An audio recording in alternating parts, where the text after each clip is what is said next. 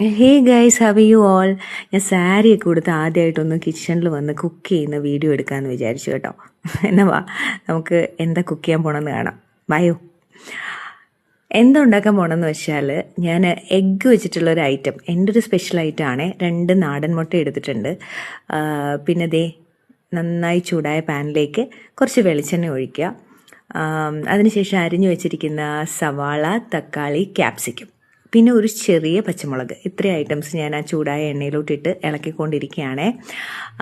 ഞാൻ എപ്പോഴും പറഞ്ഞിട്ടുണ്ട് നിങ്ങളുടെ അടുത്ത്, എൻ്റെ ഫേവറേറ്റ് ഐറ്റമാണ് എഗ്ഗ് എന്ന്. എഗ്ഗ് വെച്ച് പല പല പരീക്ഷണങ്ങൾ ഞാൻ നടത്താറുണ്ട്. അപ്പോൾ ദേ അതിലേക്ക് കുറച്ച് മഞ്ഞൾപ്പൊടി, മുളക് പൊടി, കുരുമുളക് പൊടി, ഗരം മസാലപ്പൊടി, കുറച്ച് മല്ലിപ്പൊടി, ഇത്രയും ഐറ്റംസാണ് ഞാൻ ഈ ഒരു വഴന്നു വന്ന ഈ ഐറ്റംസിലേക്ക് ആഡ് ചെയ്ത് കൊടുത്തത്. എന്നിട്ട് നന്നായിട്ടൊന്ന് ഇളക്കുക. പിന്നെ കുറച്ച് ഉപ്പ് കൂടി ആഡ് ചെയ്ത് കൊടുക്കണം.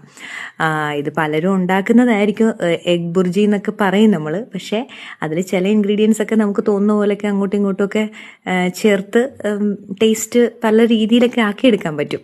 എന്തായാലും അത് നന്നായി വഴന്നു വന്നപ്പോഴത്തേക്ക് ദേ 2 നാടൻ മുട്ട ഞാൻ അതിലേക്ക് പൊട്ടിച്ചൊഴിക്കുകയാണ്. എന്നിട്ട് നന്നായിട്ട് അതിങ്ങനെ ചിക്കി എടുക്കുക എന്നൊക്കെ പറയും. നിങ്ങളുടെ നാട്ടിലൊക്കെ എങ്ങനെയാണ്, മുട്ട ചിക്കി എടുക്കുക എന്നൊക്കെ പറയാറുണ്ടോ?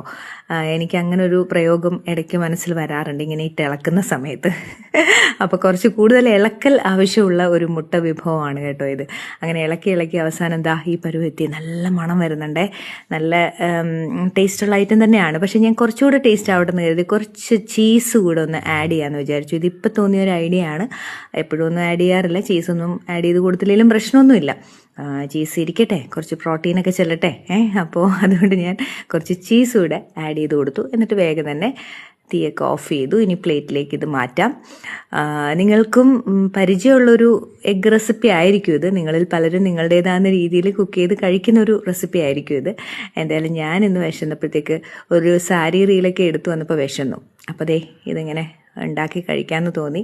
അപ്പോൾ ഞാനൊന്ന് ടേസ്റ്റ് ചെയ്യാണ് കേട്ടോ. കാണുമ്പോൾ തന്നെ നല്ല ടേസ്റ്റ് ഉണ്ട്, നല്ല മണമുണ്ട്. ചീസ് കൂടി ചെന്നപ്പോൾ നല്ല സ്മെല്ല് വന്നു കേട്ടോ. യെസ്, ഞാൻ ഉണ്ടാക്കിക്കൊണ്ട് പറയല്ല, അസാധ്യ ടേസ്റ്റാണ് കേട്ടോ. അപ്പോൾ നിങ്ങൾക്കും വേണമെങ്കിൽ ഈ എഗ് റെസിപ്പി ഇടയ്ക്കൊന്ന് പരീക്ഷിച്ച് നോക്കാവുന്നതാണ്. ഓക്കെ ഗൈസ്, അപ്പോൾ നിങ്ങൾക്ക് വേണ്ടി കൂടി ഞാൻ ബാക്കി ആസ്വദിച്ച് കഴിച്ചോളാം. അപ്പോൾ എന്തായാലും thank you all, love you all, God bless you all. എല്ലാവർക്കും ഞാൻ നല്ലൊരു പുതുവർഷം ആശംസിക്കുകയാണ്. Wish you a wonderful new year ahead. Tata, by.